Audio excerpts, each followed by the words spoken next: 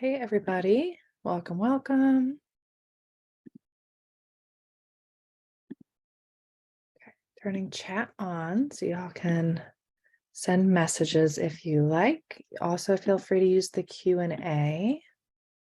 We are recording this, so you'll all receive a copy after we're done. We'll also post this on our YouTube channel. My internet's been a little bit funky today, so if I start to break up or anything, or you can't hear me or anything, let me know. And I can repeat or turn my camera off. That might save some bandwidth. But we're going to wait another minute or so before really getting started. I think we had about 20 people register. I've got about 5 of you with me. So we'll jump in a minute. But in the meantime, if you have any questions that you want to get started with or anything that you want to really get out of today's presentation, feel free to use that chat or Q&A to let me know, just so I make sure that I cover it or, can at least address it either before we get started or afterwards, whatever works best. Cool, we'll wait just another minute or two and then we'll get going here. Again, for those who are just joining, feel free to use the webinar chat or the Q&A. We are recording this, so if you have to hop off early or if you miss something, it will be posted on our YouTube channel as well as emailed to each of you. Okay, so it's just almost 5 minutes after the hour, so we will go ahead and get started. Welcome everybody to PriceLabs 201, Advanced Pricing Strategies. My name is Becca. I'm a solutions consultant with the team. Been with PriceLabs for about 1.5 years now. Before that, I was actually a property manager here in Charleston, South Carolina, using PriceLabs in my day-to-day. Today, we are kind of getting into the nitty gritty, all of those different strategies, all the different customizations that we have in PriceLabs. I will say, even though we're going to go over every single customization, does not mean that you need to use it. We offer a really great out-of-the-box solution. Our algorithm does a really great job as is.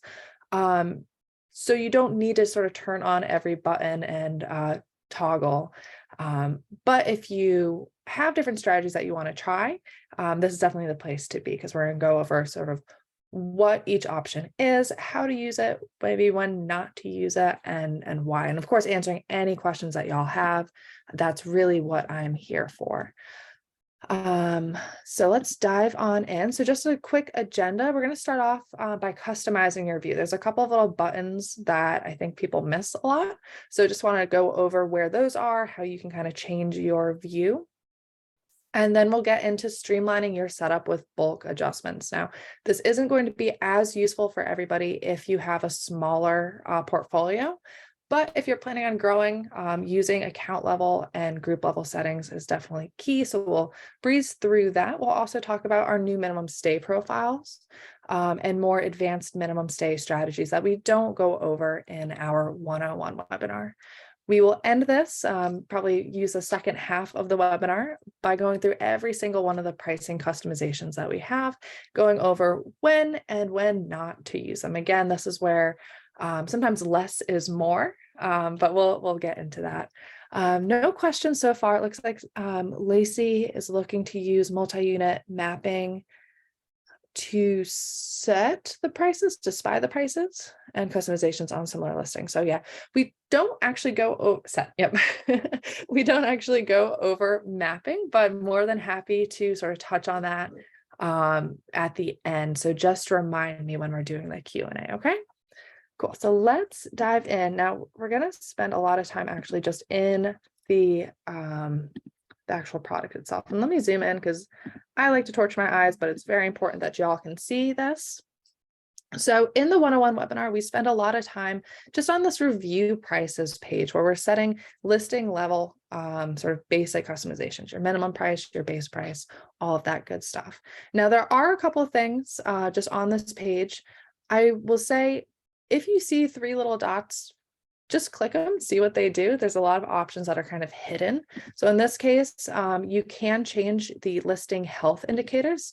Right now I have mine set at 7, 15, and 30. Maybe I have like a shorter booking window that I want to pay attention to, but you can adjust those by clicking these 3 little dots. Now moving down to one of my test listings. On the calendar, you're going to see again these 3 little dots in the upper right hand corner, and this is going to enable a couple different views settings on your calendar. The first is this full year calendar. If you scroll down below, you'll actually not only see the month by month view, but also this full year view. Any dates that are booked or blocked will be gray. You can sort of see how demand changes throughout the year. Next, we have notes. You'll see that I have my notes enabled here. If you make changes to your base price, if you are, making changes to any of your customizations and you want to just keep track of it, go ahead and use this notes. Just be sure to click the save notes. That way, all the notes that you make don't get deleted. You do also have this base price history if you are interested to see how your base prices change throughout the year. So you don't need to necessarily note all of your base price changes, just maybe additional details here. And then finally is this highlight dates with overrides button. Now I'm going to try to find some here. I don't know if I've made any because it's the new year, but let me quickly show you sort of how this works. And this kind of goes into the next topic where we're talking about setting things up at your account and group level. So say I come in here and for my account, I want these dates to be a little bit different. I know that there's maybe a festival coming to town. It's going to affect all of my listings. I'm going to raise prices by 20% for all of them. Now, because this is an account level setting, you don't necessarily see those account level date specific overrides. I'm going to click save and refresh just to recalculate the prices based on that new account level change. And this is where my internet is going to let me down.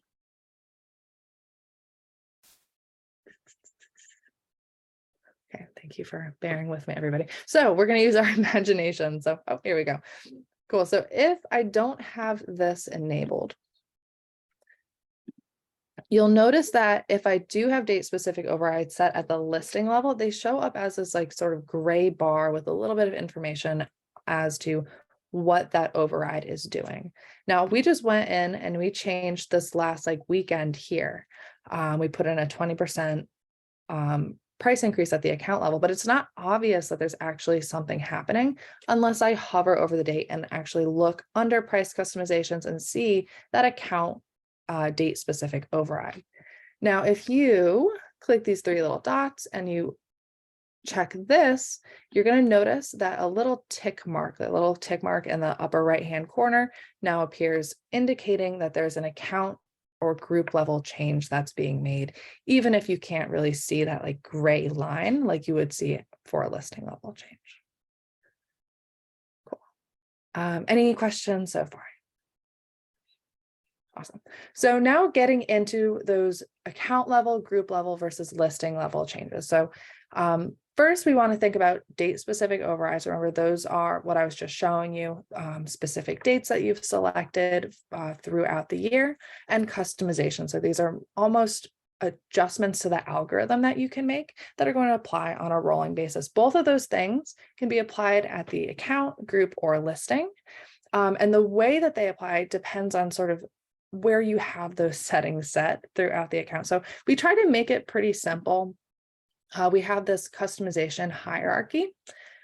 So the more, just generally speaking, the more specific the setting is those are going to override the sort of less specific or more broad setting. So if I've got my minimum stay rules set at the listing level, but I also have a setting at the group and the account, the listing level setting is going to override the group and account level. The Orphan Day prices, for example, I have a change at the account level and no change at the group or listing. That means that the account level setting will apply. Right. And then of course, group will override account. Now, if you don't have any settings turned on at the account, group, or listing level, it's likely that our default settings are going to apply. And I'll go through each and every one of those when we're going through the different customizations. But here, I'll show you generally what this hierarchy looks like. And hopefully my internet will work with me here. So you'll notice we're going to use this listing as an example. So if I come down to this customizations panel, you can see that I have different settings set up at the group level, at the listing level, if it doesn't say group or account. So in this case, I have no discount last minute. If I click edit, you'll see that this toggle is turned on, meaning I want to make a change to what normally would be applying. I'm going to go ahead and turn that off and see what happens. Right now, this listing is in a group with group level settings. So that listing level setting was applying. I've turned it off. So now when this page refreshes and recalculates, we should see that there's now a group level setting taking its place. And just for time's sake, we might use our imaginations and I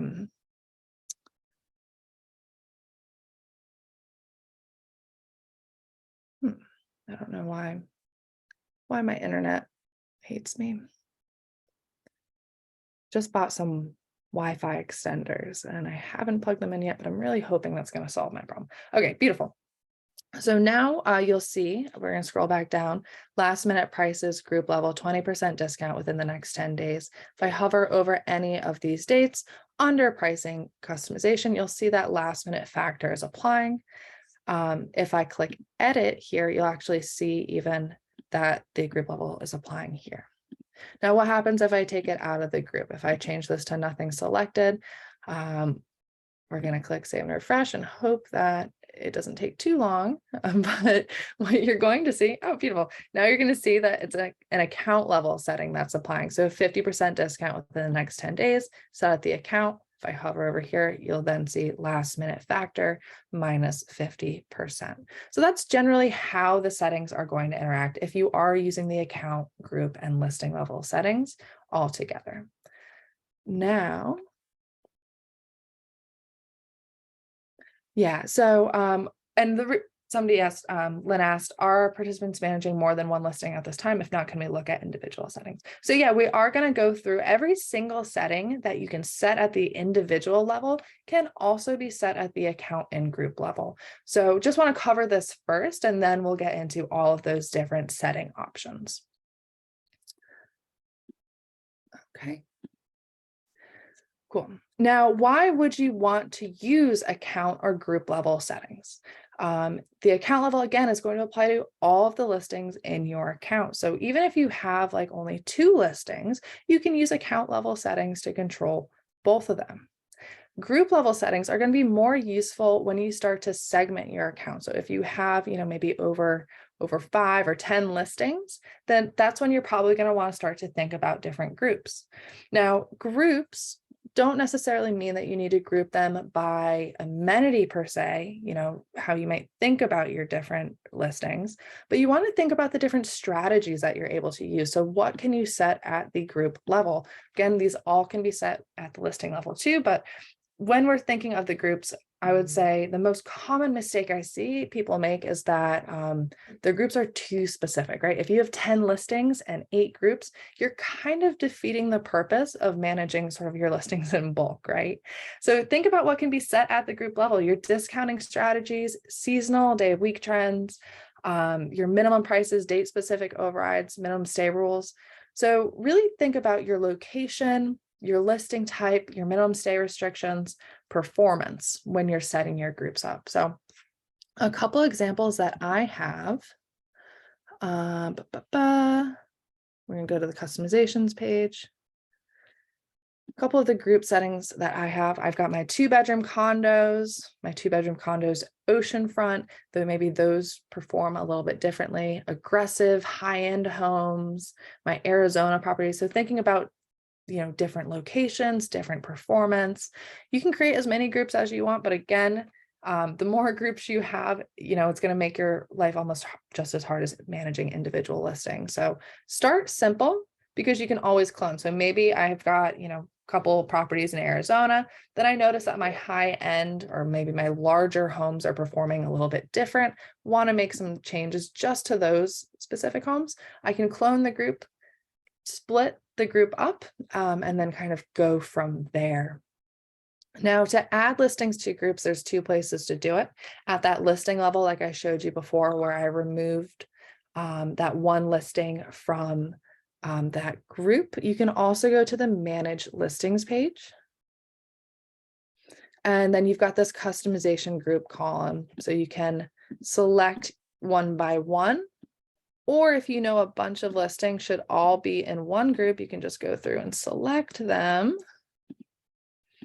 and then assign them to a group. We're going to put these all in my 2-bedroom condo group. Update, and then it's good to go.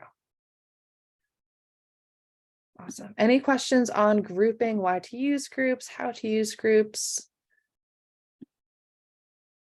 Okay, cool.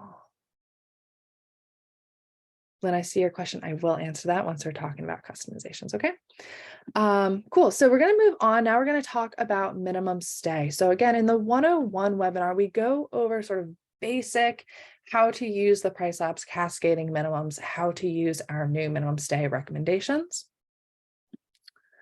But something that we released this past year are these minimum stay profiles. Now we've been able to control minimum stay since I believe 2017. I think we were actually the first dynamic pricing tool to do that.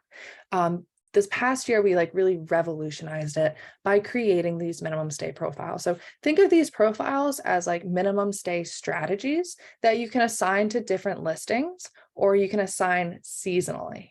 Right?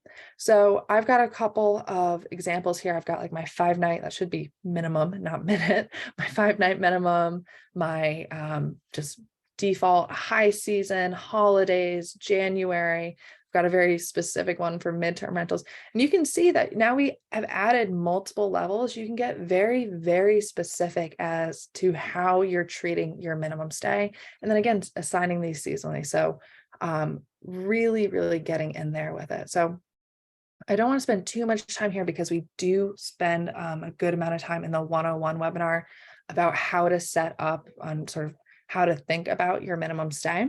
But I will show you some basic settings and some things that have changed in the past year. So I'm going to actually just change this to minimum while we're here. Okay. But so things are basically very similar to as they've always been. You've always got this default minimum stay that's generally going to apply to, your calendar unless you've, specified different seasons. And then you've got exceptions to the rule, right? So this is your sort of normal minimum stay, and then we're going to change it for gaps, for last minute bookings, and for bookings that are made really far in advance. You'll notice that you have this add button. So you can add, I believe, up to 5 levels. So getting very, very specific for how you want to treat orphan gaps of different lengths, or how you want to treat last minute bookings, whether it's within the next, 2 days or within the next 15 or 25, right? So being very specific about it, maybe dropping from a 5-night down to a 3-night with a 4 on weekend, and then down to a 3-night and 3 on weekend, and then just down to a 2-night last minute. Now you don't need to do this, but we do have, these options. If you're really unsure where to start with your minimum stay profiles, I will recommend going to your the listing level and checking out our recommendations. Then you can maybe take a screenshot of it and make it into a profile if you want to apply it to multiple listings. Far out bookings, what I'll see people do sometimes, if you have your calendar blocked outside of 6 months, maybe I'm going to raise it from 5 nights to 6 nights for bookings made really 3 months in advance. And then maybe I normally block my calendar outside of 6 months. Here, I'm actually just going to say, I'm going to unblock my calendar, but I'm only going to allow really long, really lucrative bookings to be made. Hopefully that should help with your sort of visibility on the OTAs. Now, orphan gaps are interesting. So this one I was really excited about when we added multiple levels, because you might want to treat different gaps or different lengths of gaps differently, right? So say the most common example is people don't necessarily like 1-night bookings, right? And you might want to be more flexible. If you have a 6-night gap, you might not want to have the same rule as a 2-night gap, right? So if you have a 6-night gap, when you have like a 7-night minimum, it might be hard to fill exactly 6 nights, right? You might want to be a little bit more flexible, allow like a 3-night stay within that 6-night gap. So what I can do is say for 2 and 3 nights, my minimum stay is going to be 2. But for any gaps of between 4 and 6 nights, I'm going to allow this to be length of gap minus 2, which is basically going to say if it's a 4-night gap minus 2, it's 2-night minimum. 5-night gap minus 2, it's going to be a 3-night minimum. 6-night gap, again, minus 2, it'll be a 4-night minimum. So really being flexible here as well. Now, if you scroll down, you'll notice that there's now this more advanced options button, and we'll go into this quickly. Now, I'm going to start at the bottom with the lowest minimum stay allowed. This is basically like a safety stop, right? So if you are using those group level and account level settings, and you might have a listing that should never have less than like a 7-night minimum because of the HOA, or a 2-night minimum just because that's how like a specific owner wants their rules set up, you can come in here and add sort of like the safety stop. This way, if you accidentally put a date specific override with a minimum stay less than what this listing can or would normally offer, this is going to kick in and override that. And then just above that, we have 2 other options, the adjacent day before a booking and adjacent day after a booking. Now, this is actually looking at your calendar for bookings and blocks and making adjustments to your minimum stay rules on either side. Again, making your availability a little bit more flexible. Now, it's kind of hard to visualize this. So let's go into the pricing dashboard. We're going to kind of actually view an example of what this looks like. I think this one has long-term stays. Yeah. Okay. So we're going to make a change to our stay restrictions. We're going to make this custom. I'm going to say this listing is normally going to have a 7-night minimum just all year long. And then we'll add in those other rules. Okay, so while this is loading, let's see if we have any questions. How aggressive in pricing are you typically when you're bringing on new listings without many guest reviews? Cool. So I'll go into the not seasonal profile, the occupancy based profiles, Lacey. And I'll answer that question in a little bit too.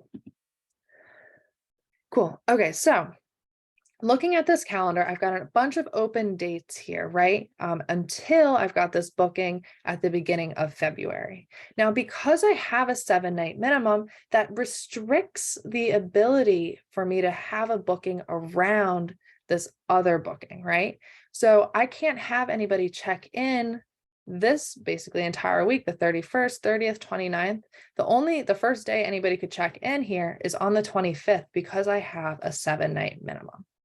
Now, if I want to essentially open up more availability, I can change my settings for dates around other reservations, allowing people to check in, say on the 29th for 2 nights or 3 nights. So it's not creating a gap, but allowing people to, actually search those dates when otherwise they wouldn't be able to. So I'm going to go into my stay restrictions and add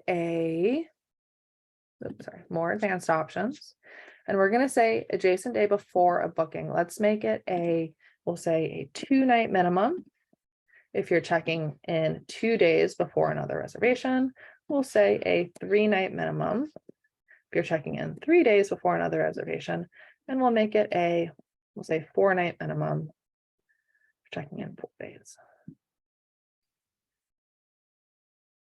So even though your calendar isn't technically blocked, people otherwise wouldn't be able to check in on those dates because they're restricted by the reservations sort of already on your calendar. So when this loads, you'll notice that again, even though those dates weren't technically blocked before, you can now allow bookings that aren't going to create gaps and just be a little bit more flexible with your minimum stay. And it will load, I think. But But yeah, any questions there? I know this is kind of advanced. I would say not a ton of people use this. This is a kind of a newer feature that we've released. But if you have any questions on minimum stay, more than happy to answer those before we move on. Perfect. So see now where these dates, this date used to have a 7-night minimum. Now it's a 3-night minimum. So I could potentially fill this little area right here, maybe a little bit more easily than I could get an exact 7-night stay starting on the 25th. Cool. Okay, so if no other questions about minimum stay, then we can dive right into all of those great customizations that I was talking about before. I'm going to go back up to Rio's Retreat for this one. Okay, so actually, we do have a question about minimum stay. So if we uncheck orphan and last minute, my recommended weekday would default to 2 because that is the default. Yes, the default is sort of like your overall rule, and then orphan, last minute, adjacent, all of those are going to sort of, again, be exceptions to the rule. Typically, though we do have this ability sort of in the back end, we won't be raising your minimum at any point. We'll just be lowering it in the case, except for the far out. The far out, we will raise it, but for Orphan Day, for example, if you have like a 4-night gap, and you normally would have a 2-night minimum, we're not going to override the 2 nights. Okay, so if you have a default of 2 for your weekday and 3 for your weekend, and you don't have Orphan Day and last minute set up, then you're only going to see 2 and 3 respectively on your calendar. Hopefully that makes sense.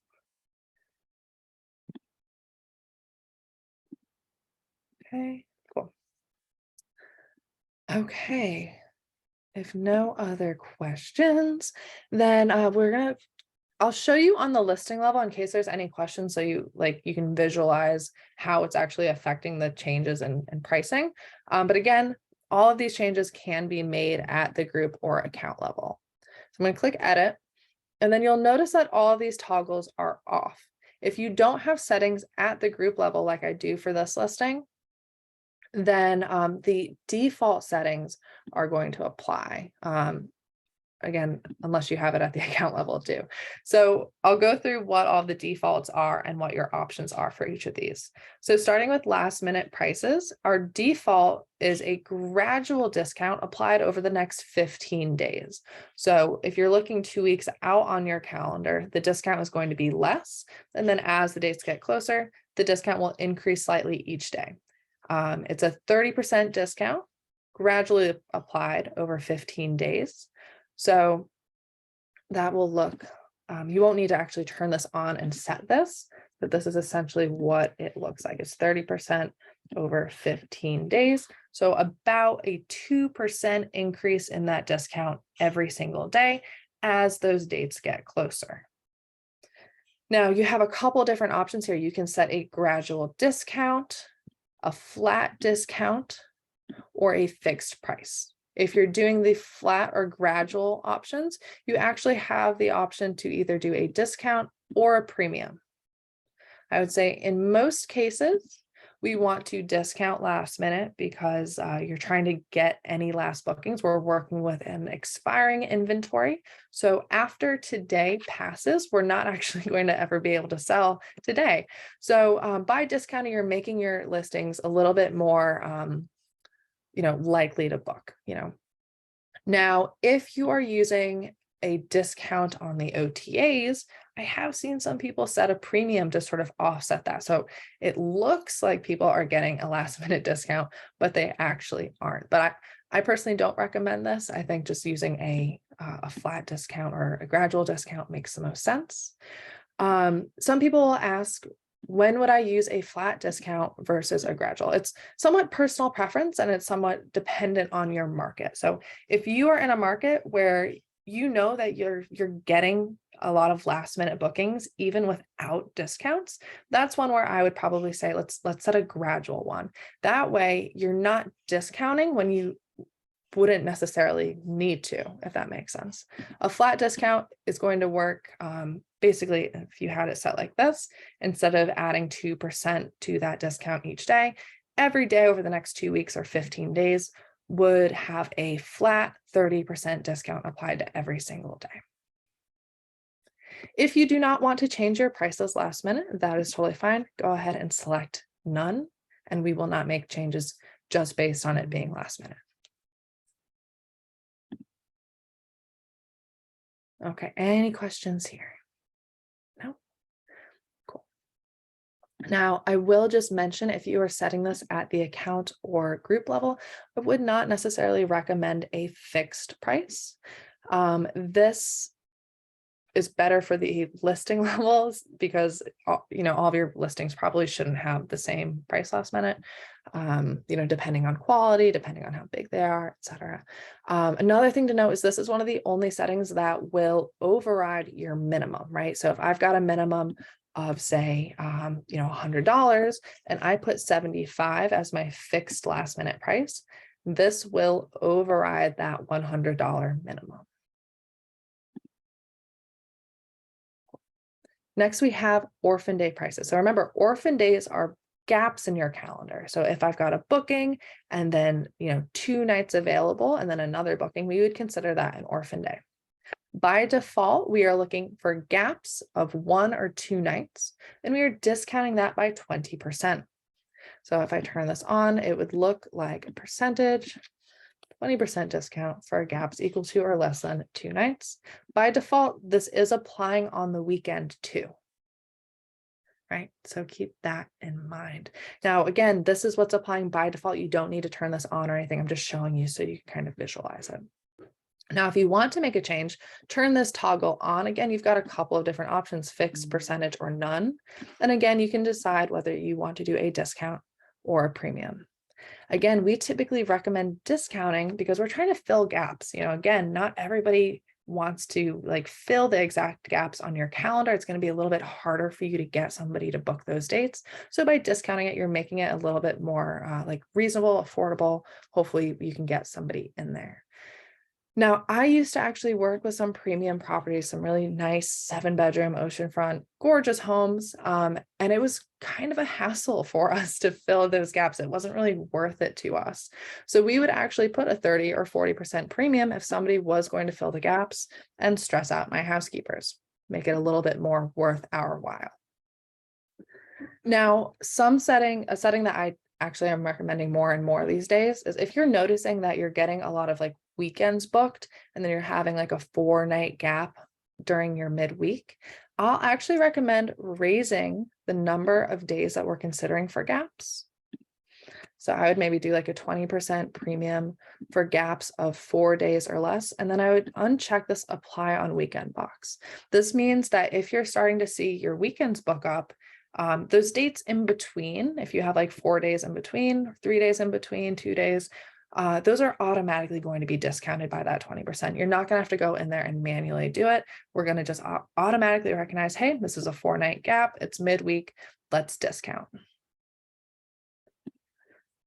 Fixed works generally the same as with last minute prices. If you have a 4-night gap, each of those dates is then going to just automatically turn to $200.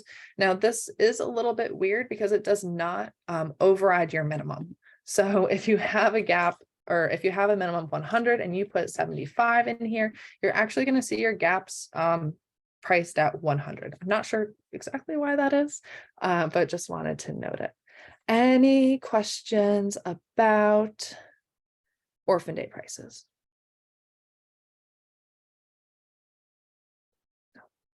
Now, we are going to pause a second, go back to last minute prices. Somebody asked to go into further detail about setting a premium on last minute prices.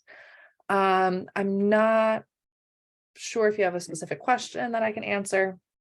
Basically, setting a premium last minute is basically just telling us to raise your prices instead of lowering them like we normally would. I mentioned that if you have discounts set on the OTAs, sometimes that will boost your SEO or your ability to search for your listing if you're just looking on Airbnb or Vrbo. So if you are using sort of discounts outside of PriceLabs, some people will use a premium to sort of offset that, so you're not like double discounting last minute.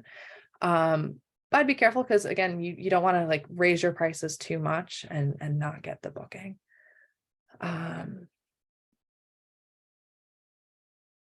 Good question. Okay, yeah, hopefully that answered that. And then sort of related to that, somebody asked, do discounted promotions for gaps appear in Airbnb as a promotion? So really good question. Now, there's sort of two different, Airbnb is always changing it, so I could be wrong here, but I believe there's sort of two different ways that you get like the slash mark when you're looking at prices, right? So if you search dates and then it'll show you what the average slashed out, that's the new price. There's sort of two different ways to get that, whether you're using actual promotions where you set it actually within Airbnb, or it's a calculation based on your average pricing over the last 30 days. So you won't necessarily get, like with the promotions on Airbnb, you sometimes get like featured in email marketing, you get better placement and like the SEO again. So you won't necessarily get that if you're using the discounts in PriceLabs, because we don't actually set those actual promotions. But we are changing what the prices are. So if you did have your prices higher over the past 30 days, now it's a gap and it's sort of lowered past the threshold that Airbnb needs for it to show as a slashed out price, then you will automatically get that. Okay, so PriceLabs will not override any promotions that you've set. That's a good point to sort of clear up. Anything, I would also think about, the prices that you set in PriceLabs as like optimizing your price for a booking, right? So, and then the promotions that you can set in Airbnb, I would consider more of like marketing.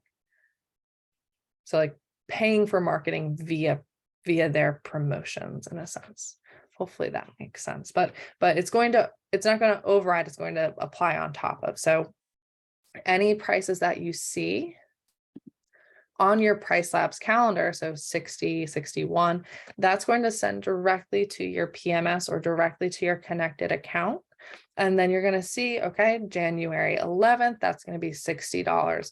If you have a promotion set on Airbnb that says, hey, the 11th through the 14th minus 20%, that's going to come off of the prices that are on the calendar. So it'll be in addition to this $60.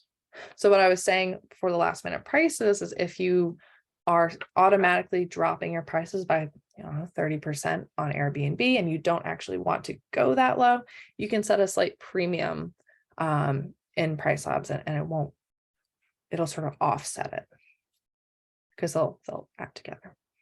Hopefully that makes sense. Feel free to ask more questions.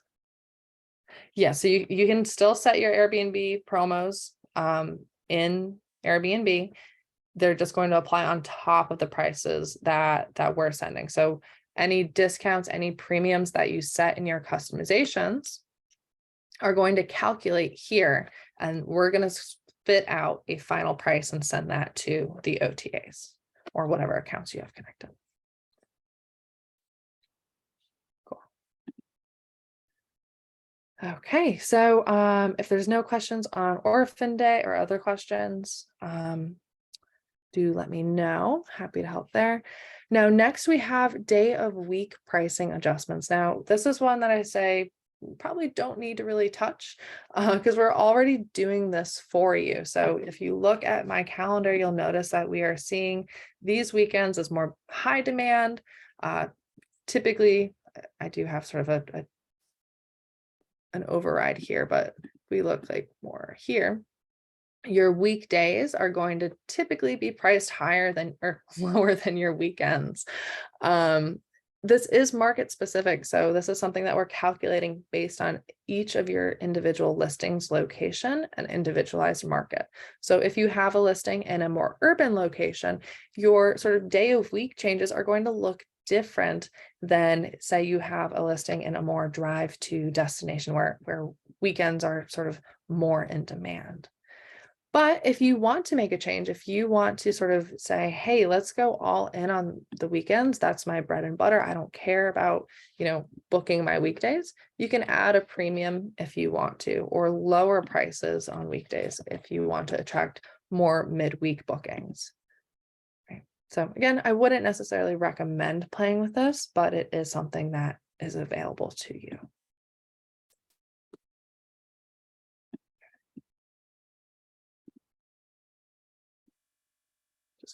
Clear out some of these questions here that I already answered. Any questions on day of week pricing? No. Okay. Cool. Next, we have our occupancy-based adjustments. So if I turn this on, again, just because it's turned off doesn't mean nothing is happening. It just means that either your account group level settings are applying or our default is applying. Now, if I turn this on, we can actually see what the default is. I'll click edit. Now, the occupancy-based adjustments are essentially looking at each of your individual listings calendar and then adjusting your rates up and down based on the occupancy over various day ranges or booking windows. So say in the next 2 weeks, 0 to 15 days from now, my listing doesn't have any bookings. I'm really behind where I should be. I am struggling. That is less than 10% occupancy. So we are applying a minus 15% price adjustment because there's low occupancy and it's last minute.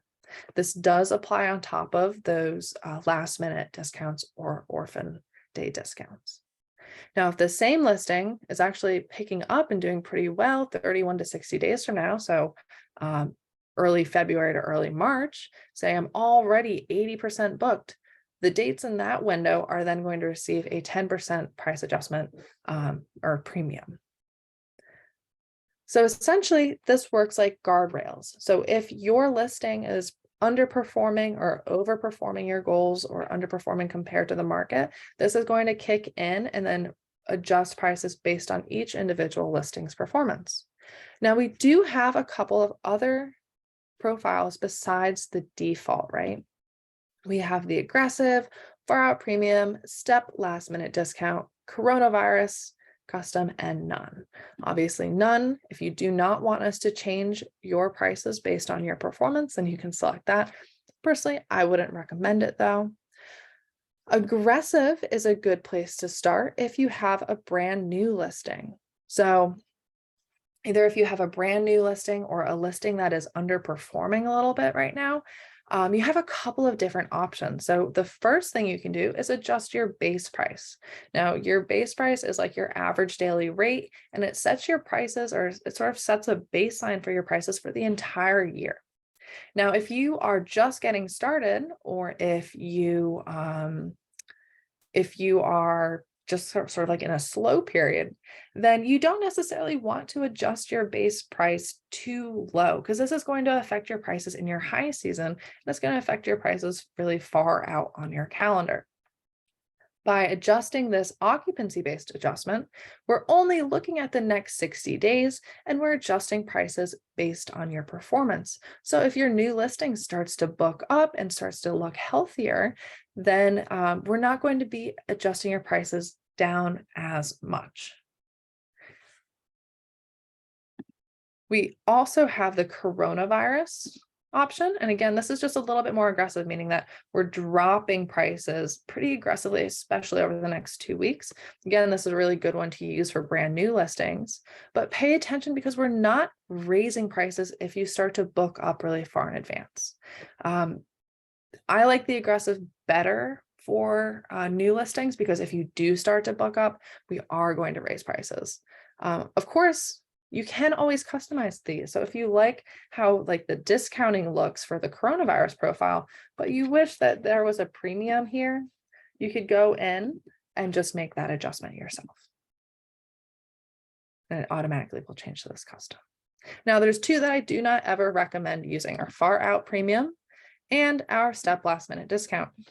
You'll notice that there's only one row, and it is equal to or less than 100%. So you're really losing out on what makes these occupancy-based adjustments powerful, and that's the occupancy based part of it. If you like what you see with the step last minute discount or the far out premium, reach out to us, because you can just, we can help you make a custom profile if you want. Essentially, you would just add columns to either the default or the aggressive, right? Somebody asked, can you show how you got to the occupancy based profile again? 100%. It's going to be under, if you click customizations, edit, under general, it's the fourth option down. You would turn this on and then you'd click edit to just view. But if it's turned off, it just means that our default is applying already. And that's what you're seeing right here.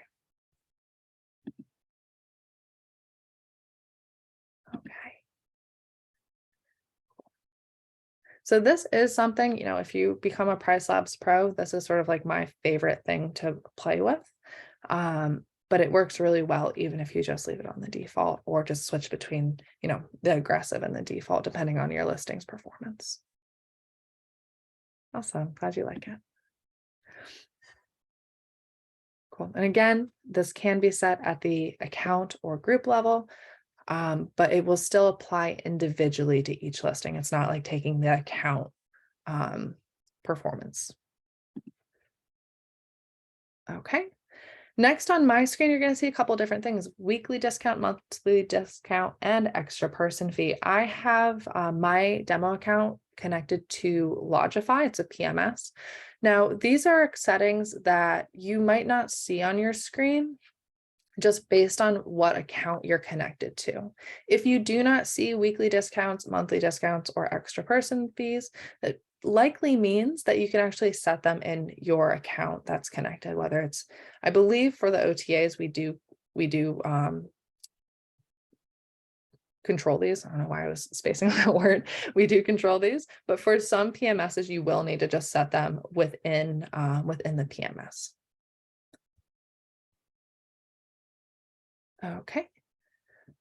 Next, we have stay restrictions. Now, we've already gone over this, but I will just turn this on to point out again, at the listing level, we do have setting suggestions available. So if you are like, what in the world, like I want to really try this cascading minimum thing that Becca's talking about, but how should I even get started? If you come in here and click go short-term, meaning less than 14 days, but if you prefer longer, more than 14-day bookings, you can choose that one. We're going to look at your market, calculate a suggested profile based on all the bookings that have been made in the past year. You can then click apply and customize. Maybe for my market, I'm happy with this, but I really don't like one night stays. I can click apply and customize and then say, actually, I'm just going to change where I see all the ones to twos. I'll just delete this. I'll make this a 2. And then I have a custom profile based on actual market data. Now, one thing that we don't have, which I think we might do this in the future, is we don't have a way to export this to a minimum stay profile. So that page that I was showing you under customizations, the customizations page, this will only apply to the listing level settings. What you can do is take a quick screenshot of this and then make a seasonal or minimum stay profile that you can then apply seasonally if you want to. Now, to apply your minimum stay seasonally or to make seasonal changes, you're going to go to the seasonal and minimum prices tab. You then see, you'll actually see 3 options on your screen, but I have a 4th that I'll go over in a second. To make a custom seasonal profile, you're going to turn this toggle on and click edit. Now, one thing to keep in mind is we're already calculating your seasonality. So if you're looking at your prices in your highest season, so here I'm looking at July, they should be a lot higher than maybe your prices in, say, your low season, right? So we're already calculating that, again, just based on each individual listing's market. But you can always create a custom seasonal profile that's going to give you a little bit more control over how your prices change season to season. Now, I'm going to set maybe a summer season. And you have a couple options here. Again, you can do a fixed change or a percentage change. Now, a fixed change is a really good option for the listing level. If I want to say my minimum is normally 100 in my off season, but during my summer, my minimum is actually 250, I can set a very specific amount here. If I'm setting this up at the account level or the group level, I would definitely recommend doing a percent change. That's going to say, hey, let's look at each individual listing's normal minimum price and then make an adjustment on top of that. Say, if I do percentage, be a 10% increase, meaning going from $100 to $110 for my high season. The biggest mistake I see people make is changing this base price. Now, again, because we are calculating seasonality, that's one of the factors that we're taking into account. So if you say, Becca, PriceLabs, I'm really smart. I know the summer is my high season and I am going to double my prices. That's going to potentially cause some problems. So here, I'll show you what it actually would look like. So we went into July before our prices were around 300. I'm going to do 100% increase on my base price for my summer season. And we're going to recalculate prices based on that. Now, PriceLabs is still saying this is summer, we should double prices, but I've now doubled my base price. So it's going to kind of be like a snowball effect, right? And it will load us in a second. But the July prices are going to look really, really high. So if you are looking at how your seasons change and you're sort of like unhappy with what you're seeing, like you wish your July was like a little bit higher, then yeah, go ahead and make a change in your seasonal profile, but keep it within, I would say, 20%. See, now my prices have almost doubled because I have now doubled my base price and we're taking into account that higher seasonality. This is likely much too high for this market, and I'm probably not going to actually get booked at these prices.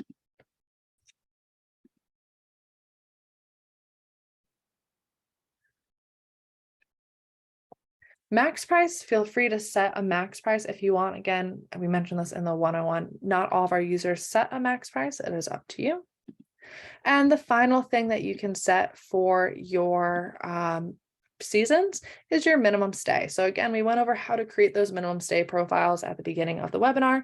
You can then, once you've created, I say I've got my summer season, I can say instead of that normal minimum stay that I've set at the listing level, I'm going to do my high season minimum stay profile. That's going to apply the profile that I've created for my high season. And it's just going to apply for these dates every single year. So if you wanted to set one for February and one for July, then you would just add multiple seasons. So we could even do one for February too. Maybe this is going to be my, say, my low season profile, because this is here in Charleston. This is kind of the low season. So we'll say off season, low demand, and then finish. Hopefully that answers your questions.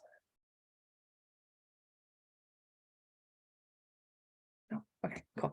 Yeah, if we need to go back over that, we can at the end, but we are running a little bit over. So I'm going to cruise through these next options so that y'all don't have to hop off before the end of the webinar. So you are seeing an additional option on my screen that you will not see on yours. This is the custom seasonal factor. If I turn this on, this basically turns off our seasonal factor. It says PriceLabs, you're not controlling seasonality, I am. In this case, you will want to put base prices for every single one of your seasons. We do not give this to most of our users because you don't really need it. If you are a revenue manager that has developed seasonality for your market over the past 15 years, then yeah, of course, reach out to us. We can give you that control, but 99% of our users will not need this. Next, we have a minimum weekend pricing and minimum far out pricing. So remember, again, your minimum price is just the floor that we can't go below. So if you aren't seeing your minimum price on your calendar, changing that floor isn't actually going to do anything to your pricing. It's, again, you'll only see your minimum if we would normally be recommending a price below your minimum. Now, both of these work similarly. We're basically, again, just changing that floor. You've got a couple different options: fixed, percent change on base price, and percent change on min price. Now, I will warn you, do not in 99% of the cases, you do not want to do percent change on base price. It just makes it a harder calculation than it needs to be. And a lot of times I see people do this by mistake, and it makes your base price way too high.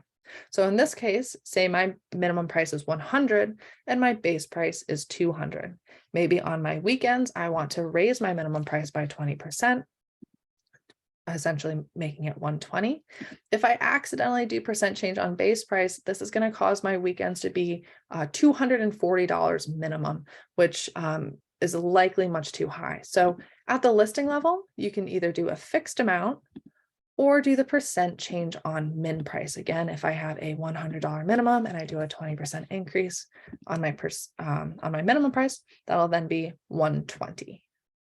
What's nice about this setting, the percent change on min, is if I'm using a custom seasonal profile and changing my minimum throughout the year, this is going to take that into account.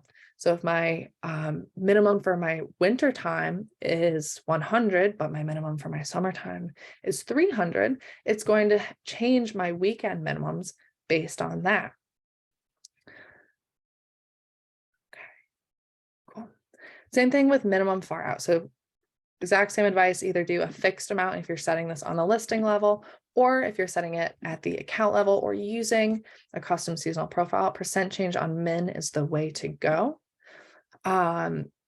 Here you can set a different percentage for your weekday and weekend, and then you're going to say beyond what date. So after how many days from today do I want my minimum to change? Now, a lot of people use this to raise their minimum, say, okay, I don't want to, normally my minimum is 100, but I don't want to go get reservations below, 120 if they're booking 30 days in advance. Look at your calendar before you make this change. Are we actually recommending prices below that amount? If not, you don't necessarily need this option. What I think this is more useful for is kind of thinking about it opposite wise. I don't know if opposite wise is a word, but if we look at my calendar, a lot of the times I'll see people come in here and they'll like last minute use a date specific override to change their minimum price. So say my minimum is normally 100. I want to go down below that last minute. I can manually make that change. What I would recommend doing instead is saying, set my real minimum price, my actual bottom floor minimum under configure prices. So I'm going to say my minimum is actually, I'll say $50. I'm okay with going that low last minute. I'm then going to come in here and use this far out minimum to say, okay, this is just a last minute minimum. And to me, last minute is within the next 14 days. Outside of that, my normal minimum is going to apply. Hopefully that makes sense. So again, being more flexible, allowing us to drop lower last minute, and then just raising it slightly a little bit further out. Hopefully that makes sense. Any questions so far?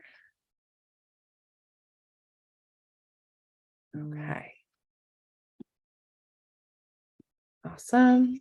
Okay, so now rounding it out, I know that it's 1 p.m. We're right at the hour mark, so I apologize for running over. If y'all need to head out, that's totally fine. I'm going to be here. I'll finish up and answer any questions. Again, this will be posted on our YouTube channel, and I'll send it all to you after it processes.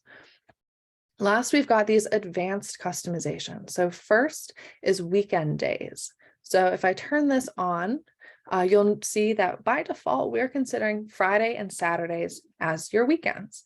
This is going to affect things like whether your Orphan Day discount or premium is applying your minimum stay, and of course, those weekend minimum prices. If you want to include other dates as a weekend, then you can go ahead and check these or uncheck ones that you wouldn't want to. Most people don't need this, but it is there if you do.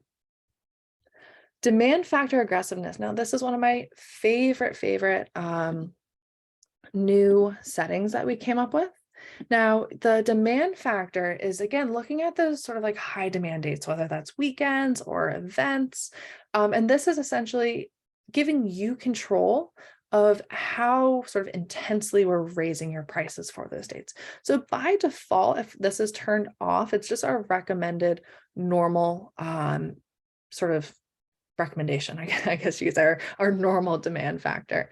If you turn this on, you'll have a couple different options. You can just have no demand factor, which is just going to say, I don't care if it's a holiday. I don't care if it's a Taylor Swift concert. Do not raise my prices because of it. I would not recommend doing that. Conservative is sort of like the next level up. It's basically dampening our recommendation. So I'll click save and we'll actually see what this does to our prices.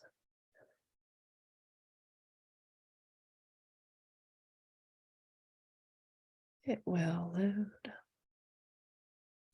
Now, I really like this conservative feature. If you're looking at your PriceLabs calendar, if you're just getting started and you're like, whoa, these prices are outrageous. These are a little bit high. I don't think I would feel comfortable charging that high of a price for this high demand date. Go ahead and try this conservative demand factor out. Again, it's going to dampen things. So instead of, charging $1,000, it'll probably drop it down to like 800, depending on, of course, your listing and the location and the actual event that we're picking up. Probably would have been on time if my internet was working better. Hopefully I'm not cutting out and y'all aren't like hearing every other word that I'm saying, because that sometimes happens when my internet's being a little slow. Okay, so we might need to use our imaginations, but I'll go ahead and explain the other one while we're waiting. So there's sort of 3 levels, right? Or 4 levels. There's no demand factor, recommended, and then you can adjust it either down with conservative or up with aggressive. So on the other hand, if you're looking at your calendar and you wish that the high demand dates were more aggressive, meaning higher priced, then the aggressive setting might be the way to go. This is going to raise our prices even higher than we normally would for those high demand dates.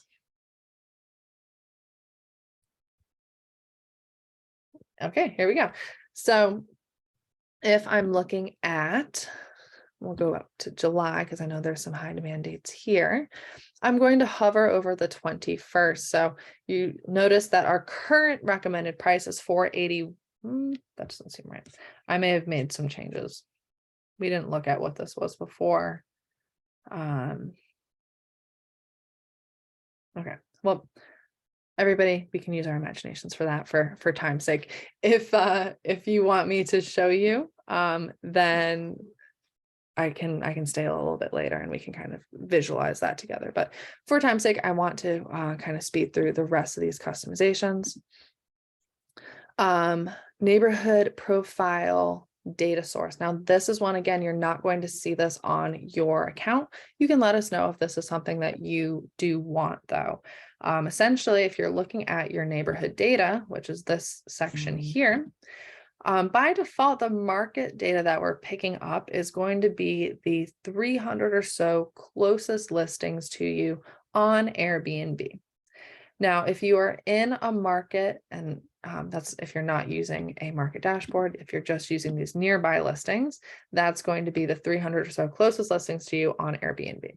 Now, if you're in a traditional vacation rental market, or if you're just listing on Vrbo, you might prefer to see that data.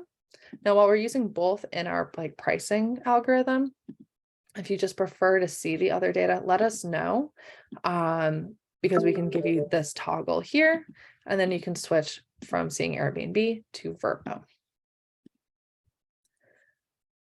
Next, we have pricing offset. Now, this is not useful at all at the listing level. It's basically a final adjustment on the price. If I turn this on and say, hey, let's raise prices by 20%, it's basically just going to raise your prices by 20%. Where this is useful is if you're connecting to both Airbnb and Vrbo directly. In many PMSs and channel managers, you have the option to sort of offset your price depending on which channel you're connecting to. So we're trying to give you that control here. So if I go to customizations, you'll see your accounts. In my case, I only have one account connected, but if you are connected to Airbnb and Vrbo, you'll see 2 different modules here. And then you'll select the one where you want the price to be changed. Go to my advanced, I'll say, hey, for my Vrbo, reservations, I want those to be a little bit more expensive. Maybe they charge a higher fee or something. I'll say, let's raise prices by 10% for those Vrbo listings. Then finally, we have our adjacent factor. So very similar to the adjacent minimum stays that we went over. I apologize. This is looking for bookings on your calendar and then making adjustments to dates around it. So if I turn this on, you can do a discount or a premium, again, percentage or fixed. I wouldn't do fixed, sorry, if we're at the account level like we are right now. But what's useful for this is like if you, while we're not really controlling availability, but if you want to incentivize people to book dates right on top of one another, so this encouraging same day check-in checkouts, you can say, hey, if you're booking the same day as somebody's checking, or you're checking out the same day somebody's checking in, or vice versa, you're going to get a 20% discount on that date. So it also works the opposite. So say you really hate people checking in the same day other people are checking out. You won't necessarily block your calendar, but you can say, hey, if you're going to stress out my housekeepers, you're going to pay a little bit more for that date so I can give them a nice little bonus that they deserve.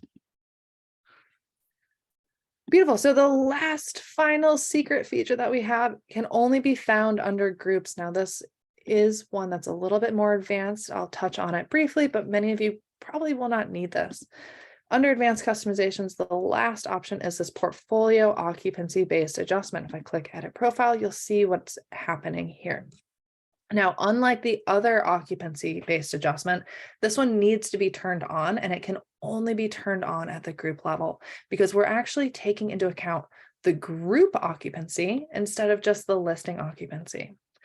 So say I have 10 listings in this group, and 5 of the 10 are booked for this coming Friday or tomorrow. That would fall into the 0 to 4 category. Tomorrow is 1 day away. I have 5 out of 10 booked. So that means that tomorrow is going to receive a minus 10% price adjustment. We're taking the group occupancy into account every single day and then adjusting your prices based on how booked the group is or not. This is really useful. Again, it sort of acts like guardrails in case there's a certain subsection of your portfolio that is either underperforming or overperforming on certain dates relative to the market. So this can definitely be very powerful if you have a bunch of very similar listings in a certain area. We've got a couple of preset profiles, but in many cases, I recommend just making a custom one just because you can really set this based on your own goals. Okay, so that is all I have for y'all today. If you have any additional questions, feedback, anything at all, feel free to reach out to us at support at Price. I don't have a question slide on this. You can reach out to us at support@pricelabs.co. Also, feel free to use this help and chat button. You can email support directly, chat with us, and also access our knowledge base. So if you are like looking at your account later and you're like, what the heck did Becca say about occupancy based adjustments, you can come in here and there's a really well written articles. We really try to make our knowledge base accessible and useful, so definitely recommend checking that out. Any questions before we head out? Was there anything that I didn't get to answer? There was one. Lacey is no longer here, but she did have questions about mapping, so maybe I'll reach out to her later. Anybody who's still here, any questions, concerns, comments, jokes? No. Okay, well, if something does come up, again, feel free to reach out to us or join us again for another live webinar. I run this 201 webinar every Thursday at 12 p.m. Eastern.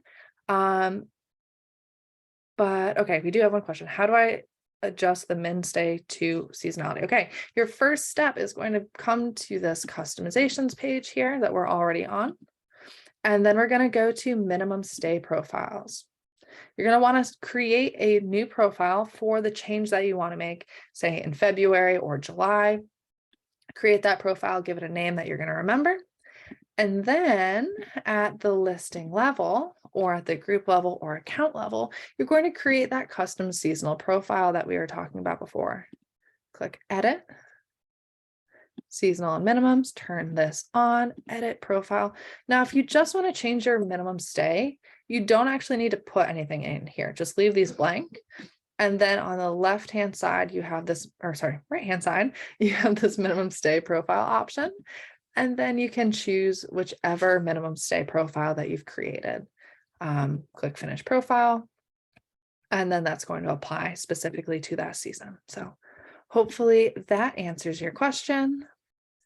And awesome. You don't have the dropdown. You probably won't have the dropdown if you haven't created a minimum stay profile yet. Or if you aren't sure what you're looking at, feel free to, again, just reach out to us. We're more than happy to walk you through these things. We can always hop on a quick 15-minute call, do a screen share to answer, any questions that y'all have. Cool. Awesome. Well, y'all have a lovely, where do you create the minimum stay? Okay. So again, we're going to go to this dynamic pricing menu here at the top of the screen. And then the fourth option down is this customizations page. You're going to have 4 options here: accounts, groups, listings, and min stay profiles. You're going to click here, and then there's this nice big pink button where it says create profile. You'll be able to set up that minimum stay that you're going to use specifically for certain seasons. Click save profile, then you should be able to see it when you create that season and then assign that minimum stay profile to that season. Awesome. Okay, cool. Again, seriously, any questions at all, if you want to do a screen share or anything, do let us know. We are here to help. But I think that is it. I will be running a webinar on portfolio analytics at 3 p.m. Eastern today, if y'all are interested in that. If not, hope to see you in the future. Have a great day, y'all.